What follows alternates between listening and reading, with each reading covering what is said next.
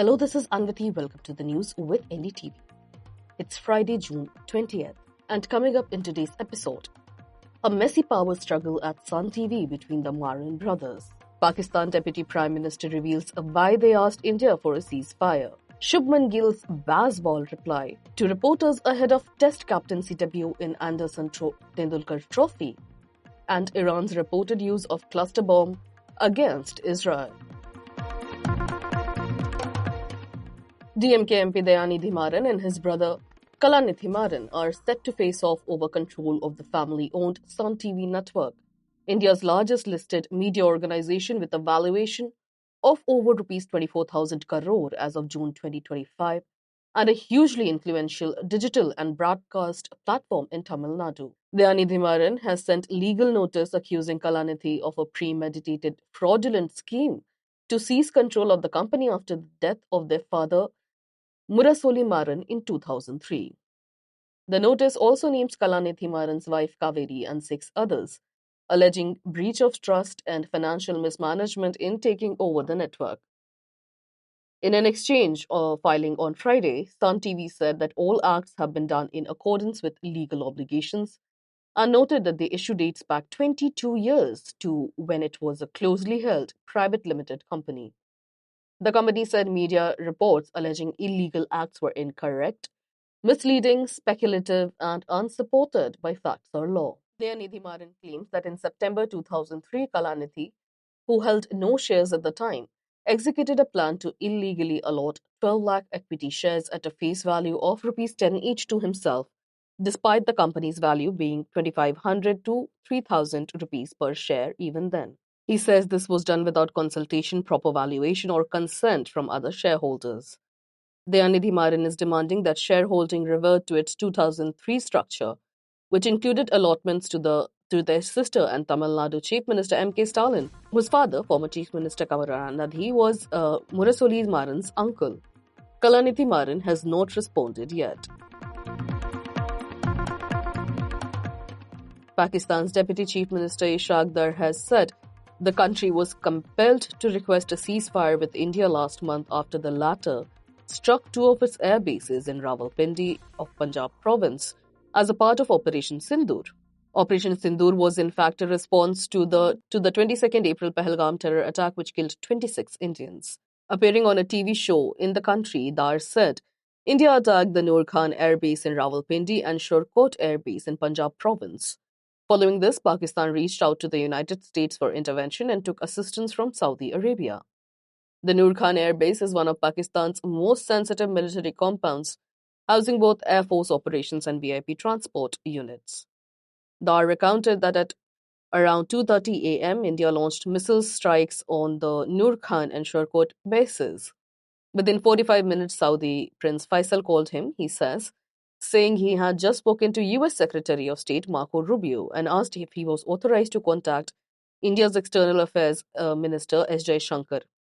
Dar agreed and Faisal conveyed Pakistan's readiness for talks if India agreed to stop. On the night of May 7th and 8th, India's Operation Sindoor destroyed infrastructure in 9 terror bases in Pakistan and Pakistan-occupied Kashmir in response to the April 22nd Pahalgam attack. The operation escalated tensions, leading to strikes and counter-strikes. U.S. officials were reportedly already in touch with both sides in anticipation of conflict. While maintaining a neutral public stance, the U.S. confirmed a firm message to Islamabad, urging the use of military hotline for de-escalation.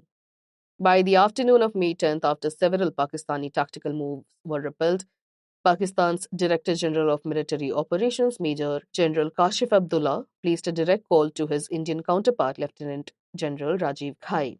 The call at 3:35 p.m. AST was later confirmed by Foreign Secretary Vikram Misri. Both sides agreed to stop all military action on land, air and sea with effect from 5 p.m. that day. Pakistan, however, repeatedly violated the agreement within hours.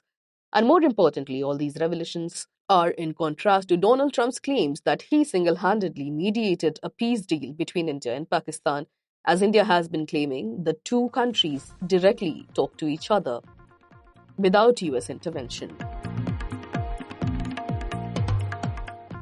Shubman Gill will make his debut as Team India captain as the young team takes on England or the Bazballers In the first test at Leeds starting Friday for the much-anticipated Anderson Tendulkar Trophy, formerly known as Patodi Trophy. Gill will usher in a new era of Indian cricket following the retirements of Virat Kohli and Rohit Sharma. There has been much discussion about Gill's captaincy style and how he will handle the pressures of leading India overseas, that too for his debut. During a pre-match press conference, an English journalist asked Gill, who is now a young captain at age 25, if his captaincy would be inspired by Bazball, which is a very aggressive style of test cricket named so after Brendan McCullum, England's coach, nicknamed Baz. Gill replied, and I'm quoting, "You're going to have to wait till August to see what kind of style it's going to be." A response that drew laughter in the press room. Ahead of the high-stakes test, Gill stressed the importance of taking 20 wickets to win test matches. He acknowledged that while runs remain vital, it's the bowlers who often determine results in the red ball cricket. He said, I'm quoting, "If you want to win a test match, you can't win without taking 20 wickets, no matter how many runs you score. That's been a key point of discussion, how we are going to take 20 wickets. The Indian team is considering a balanced playing 11. Gill added, and I quote, "There might be a case where we go with 6 pure batters, a bowling all-rounder and 3 or 4 premier fast bowlers. India will hope for a strong start with bowlers expected to play a decisive role in English conditions that could differ slightly from typical summers." Gill said the team is carefully assessing the playing combination. Meanwhile, the test began earlier today. However, the venue isn't one that has been hopeful for India in the past. India has played 7 tests at this venue over the years, but won only 2. Maybe the new Gen Z and Gen Alpha players with a new captain can register a third. Iran fired at least 1 missile at Israel carrying cluster munitions, the Israeli military said on Thursday, marking the first reported use of such weapons in the 7-day-old escalation of a decades-long conflict. Israeli military officials provided no further details. Israeli news outlets reported that the missile's warhead split at an altitude of about 7 kilometers, releasing around 20 submunitions across a 5-mile radius over central Israel. One of the munitions hit a house in the town of Azor, causing damage but no reported casualties, according to Times of Israel's military correspondent Emmanuel Fabian. Cluster bombs are controversial as they indiscriminately scattered submunitions, some of which may fail to explode and remain lethal after a long conflict even ends. The Israeli military released a graphic warning civilians about the unexploded ordnance. Brigadier General Efi Defrin, Israel's military spokesperson, said, and I'm quoting, "The terror regime seeks to harm civilians and even used weapons with widespread dispersal to maximize damage," unquote. Daryl Kimball, executive editor of Arms Control Association, noted that the cluster munitions caused wide area destruction, especially in civil areas, and could increase the number of unexploded explosives remaining in the conflict. He said Iran, whose missiles are often imprecise, should be aware that cluster munitions would likely hit civilian rather than military targets. Both Iran and Israel, along with countries like the US, Russia, and China, declined to join a 2008 international ban on the production, stockpiling, and use of cluster munitions.